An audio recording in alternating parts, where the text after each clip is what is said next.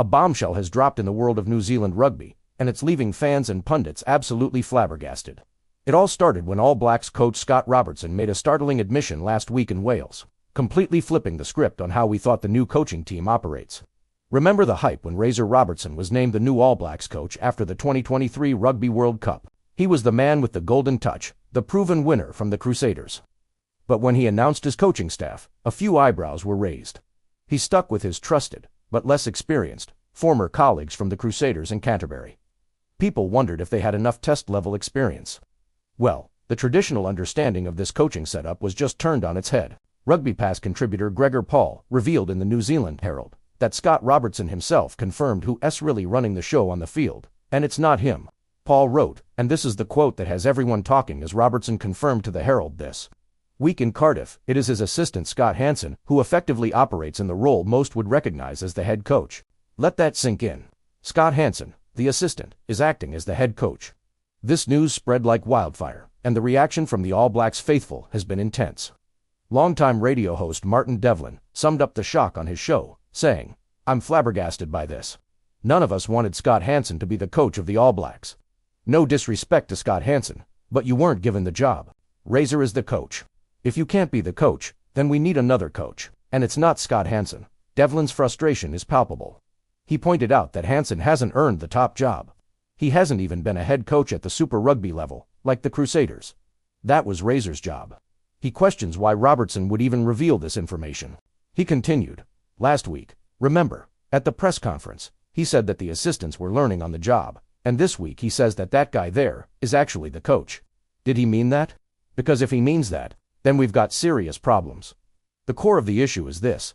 New Zealand Rugby didn't hire Scott Hansen. They hired Scott Robertson.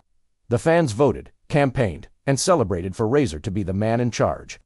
Devlin's sentiment captures this perfectly. I want Scott Robertson to coach the All Blacks. I don't want anyone else to coach the All Blacks. Otherwise, get another coach in. So, what's really going on here? Is this a case of miscommunication, or is it a deliberate, radical new coaching strategy? Gregor Paul's original article does offer some context. It seems that during the appointment process, Robertson pitched himself as a cultural coach. This suggests that New Zealand Rugby might have been aware of his plan to delegate many of the traditional on-field coaching responsibilities. He would be the architect of the team's environment and mindset. The leader, while his assistants handle the nuts and bolts of training and strategy. This model isn't entirely new in sports. We've seen similar structures in other codes where a manager or director of rugby oversees the entire program, with a head coach focused purely on the team's weekly preparation. But for the All Blacks, a team with such a storied history and a very traditional view of the head coach's role, this is a massive shift. The question now is, can it work? Robertson's success at the Crusaders was built on a similar foundation of trust and delegation with his assistants, including Scott Hansen. He created a winning culture, and the results speak for themselves. He's trying to replicate that magic on the biggest stage of all. However, the international arena is a different beast. The pressure is immense, the scrutiny is constant, and the stakes are higher than ever. The idea of a head coach who isn't, well, the head coach in the way we've always understood it, is a tough pill for many to swallow. Is Razor a genius redefining the role for a new era? Or is this a risky experiment that could backfire on the world's most famous rugby team? Fans are divided. Some are calling it an abdication of responsibility, a sign of weakness. They believe the buck stops with the head coach, and that person should be hands-on with every aspect of the team. They worry that a coach learning on the job at the test level is a recipe for disaster. Others are more optimistic. They see it as a modern, innovative approach.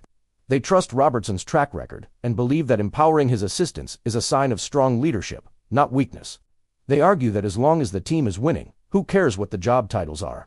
This revelation also puts immense pressure on Scott Hansen. He's now in the spotlight, viewed as the de facto on-field boss. Every selection, every tactical decision will be scrutinized under the lens of, is this Hansen's call or Robertson's? It's a tough position for an assistant coach who was, until last week, flying relatively under the radar. Ultimately, the proof will be in the pudding. The upcoming test matches will be the first real test of this new Razor and Robin dynamic. If the All Blacks come out and perform, winning with their signature style and dominance, this whole debate will likely fade away. Robertson will be hailed as a visionary. But if they stumble, if the team looks disjointed or unprepared, the criticism will be deafening. The knives will be out, not just for Robertson, but for the New Zealand Rugby Board that approved this unconventional setup.